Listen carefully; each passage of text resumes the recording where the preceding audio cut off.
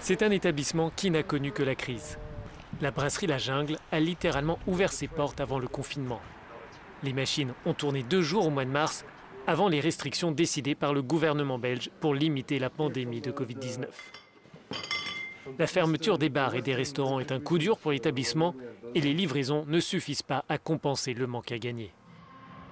C'est sûr, si cela continue comme ça pendant 5 mois, il va y avoir un problème.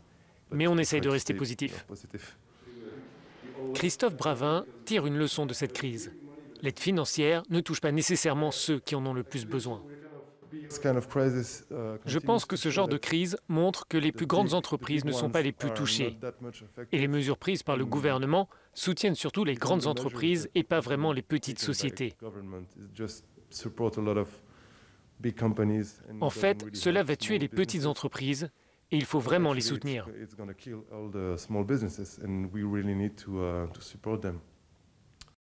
Pour les PME, 2020 est une année catastrophique. Les faillites ont progressé à l'automne dernier de plus de 25% par rapport au 2e trimestre. Avec 16 millions de chômeurs déclarés et 40 millions de personnes au chômage partiel sans certitude pour l'avenir, l'Union européenne est au bord du chaos social, avertit la Confédération européenne des syndicats. Il faut aider ces gens. S'ils ne peuvent pas rouvrir, il faut des compensations. Autrement, la colère sociale va progresser avec de plus en plus de protestations parce que les citoyens n'auront pas reçu assez pour être en mesure de respecter les règles. L'Union européenne devrait donner son feu vert au plan de relance de 750 milliards d'euros. Mais plusieurs États membres hésitent à soutenir des mesures sociales qui entraîneraient une augmentation de la dette. Les syndicats demandent le maintien des dispositifs de soutien tant que les fonds européens ne sont pas débloqués. Les États membres ont tellement peur de créer de la dette alors que cette nouvelle dette est presque gratuite car les taux d'intérêt sont proches de 0. Donc, il n'y a pas de raison d'utiliser cet alibi de la dette pour ne pas poursuivre les mesures d'urgence.